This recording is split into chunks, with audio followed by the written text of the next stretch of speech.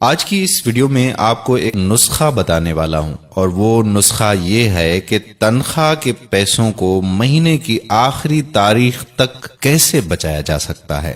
تو اس حوالے سے آج کی اس ویڈیو میں آپ سے ہوگی بات۔ یہ واقعہ ایک سعودی نوجوان کا ہے۔ یہ اپنی زندگی سے مطمئن نہیں تھا۔ اس کی تنخواہ صرف 4000 ریال تھی۔ شادی شدہ ہونے کی وجہ سے اس کے اخراجات اس کی تنخواہ سے کہیں زیادہ تھے۔ مہینہ ختم ہونے سے پہلے ہی اس کی تنخواہ ختم ہو جایا کرتی تھی اور اسے قرضہ لینا پڑتا تھا۔ یوں وہ آہستہ آہستہ قرضوں کی دلدل میں ڈوبتا چلا جا رہا تھا، اور اس کا یقین بنتا جا رہا تھا کہ اب اس کی زندگی اسی حال میں ہی گزرے گی۔ باوجود یہ کہ اس کی بیوی اس کے مادی حالت کا خیال کرتی، لیکن قرضوں کے بوجھ میں تو سانس لینا بھی دشوار ہوتا جا رہا تھا۔ ایک دن وہ اپنے دوستوں کی مجلس میں گیا۔ وہاں اس دن ایک ایسا دوست بھی موجود تھا جو صاحب رائے آدمی تھا، اور اس نوجوان کا کہنا تھا کہ میں اپنے اس دوست کے مشوروں کو قدر کی نگاہ سے دیکھتا تھا۔ کہنے لگا کہ میں نے اسے باتوں باتوں میں اپنی کہانی کہہ سنائی اور اپنی مالی مشکلات اس کے سامنے رکھی۔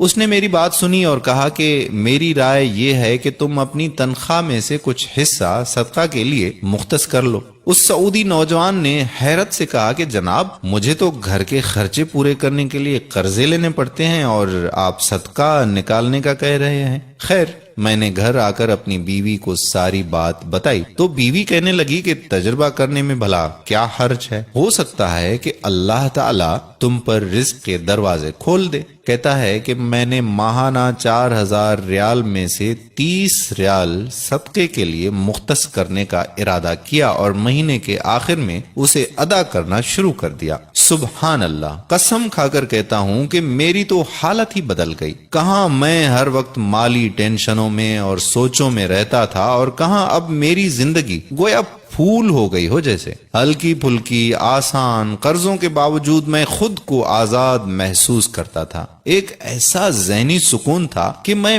بیان نہیں کر سکتا۔ پھر چند ماہ بعد میں نے اپنی زندگی کو سیٹ کرنا شروع کر دیا، اپنی تنخواہ کو حصوں میں تقسیم کیا، اور یوں ایسی برکت ہوئی جیسے پہلے کبھی نہیں ہوئی تھی۔ میں نے حساب لگایا اور مجھے اندازہ ہو گیا کہ کتنی مدت میں انشاءاللہ قرضوں کے بوجھ سے میری جان چھوٹ جائے گی۔ پھر اللہ جل شانہ نے ایک اور راستہ کھولا، اور میں نے اپنے ایک عزیز کے ساتھ اس کی پراپرٹی ڈیلنگ کے کام میں حصہ لینا شروع کر دیا۔ میں اسے گاہک لا کر دیتا اور اس پر مجھے مناسب پروفٹ حاصل ہو جاتا۔ الحمدللہ، میں جب بھی کسی گاہک کے پاس جاتا وہ مجھے کسی دوسرے تک رہنمائی ضرور کرتا۔ میں یہاں پر بھی وہی عمل دہراتا کہ مجھے جب بھی پروفٹ ملتا میں اس میں سے اللہ کے لیے صدقہ ضرور نکالتا۔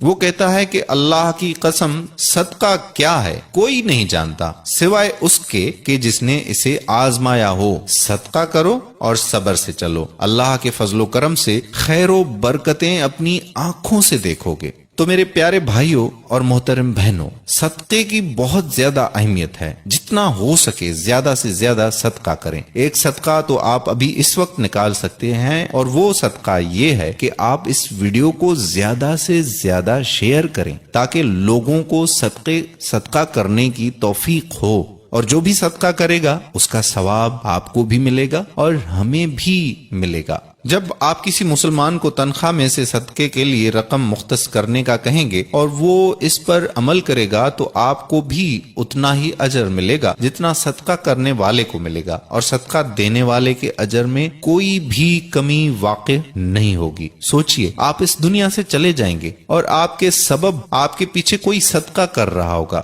صدقے کی نیت سے اس ویڈیو کو زیادہ سے زیادہ اپنے دوستوں احباب کے ساتھ شیئر کریں۔ آخر میں وہی التجا کہ آپ ہمارے یوٹیوب چینل لرن قرآن ویب کو سبسکرائب کر لیں اور بیل کے آئیکن کو بھی پریس کر لیں، اور ساتھ ہی ہمارے فیس بک پیج لرن قرآن ویب کو لائک کر کے سی فرسٹ کر دیجئے، تاکہ یہاں پر جتنی بھی ویڈیوز اپلوڈ ہوا کرتی ہیں ان کا نوٹیفیکیشن بر وقت آپ کو مل جایا کرے۔ آنے والی ویڈیو تک ہمیں دیجئے اجازت۔ اللہ حافظ۔